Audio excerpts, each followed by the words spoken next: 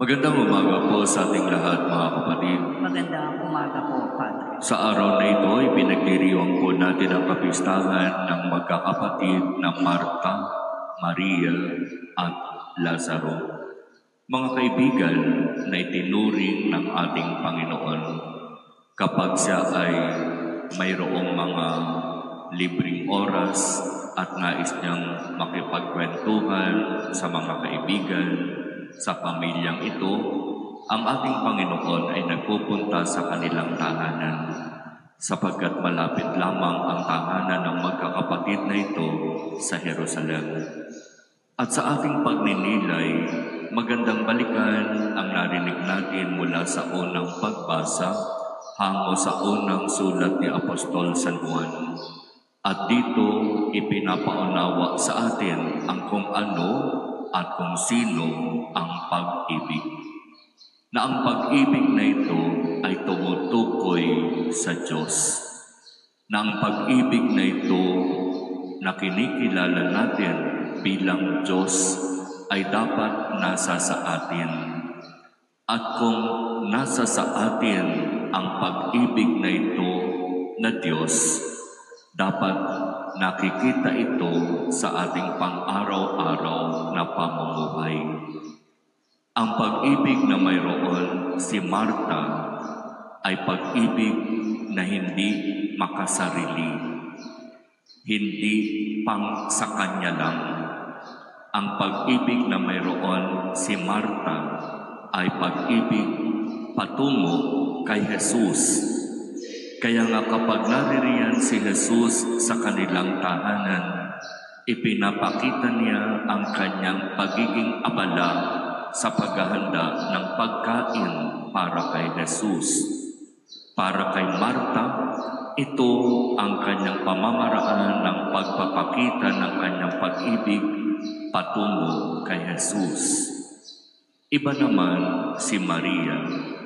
Para kay Maria, ang kanyang pagpapakita ng pag-ibig kay Jesus ay hindi rin pang sarili.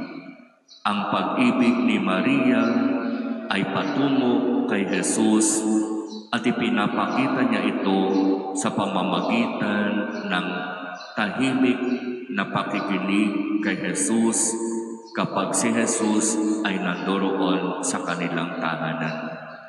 Sa pagitan ni Maria at Jesus, matatagpuan natin ang halimbawa ng kung ano ang ibig sabihin ng makinig.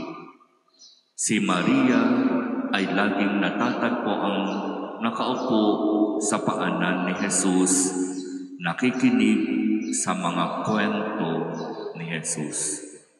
At kung may pagkakataon si Maria ay nagtatanong, simpleng nakikipag-usap kay Jesus. Ito ang relasyon mayroon itong si Maria at Jesus. Ang katahimikan, ang pakikinig ni Maria ay para kay Jesus, patungo kay Jesus. At ganito rin ang matatagpuan natin sa naging halimbawa at buhay ni Lazaro. Bagamat wala tayong masyadong mababasang kwento tungkol kay Lazaro, pero katulad ni Maria, si Lazaro ay tahimik lang na naririyan sa kanilang tahanan. Hindi siya masalita. Ang kanyang pananahimik ay upang bigyang daan si Jesus na kanyang dapat pakinggan. Kay Lazaro matatagpuan natin ang uri ng pag-ibig na nagbibigay importansya kay Jesus.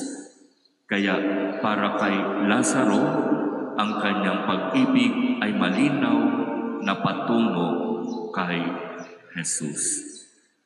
Iba't iba man sila ng naging pamamaraan ng kanilang pagpapakita ng pagmamahal kay Jesus, ang lahat ay patungo at para kay Jesus.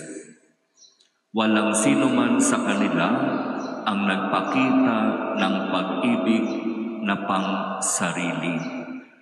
Walang sino man sa kanila ang nagpakita ng pag-ibig para lamang sa kanilang magkakapatid.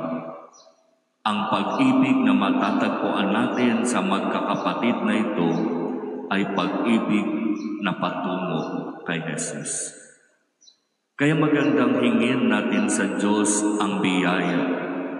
Siya na Diyos ng pag-ibig ay magbigay dinawa sa atin ng halimbawa at biyaya upang tayo rin katulad ng magkakapatid na Marta, Maria at Lazaro ay magmahal na hindi makasarili, magmahal na hindi pang kanyang samahan o grupo o organization lamang. Ipagkaloob nawa sa atin ng Diyos ang uri ng pag-ibig na patungo sa Kanya at para sa Kanya.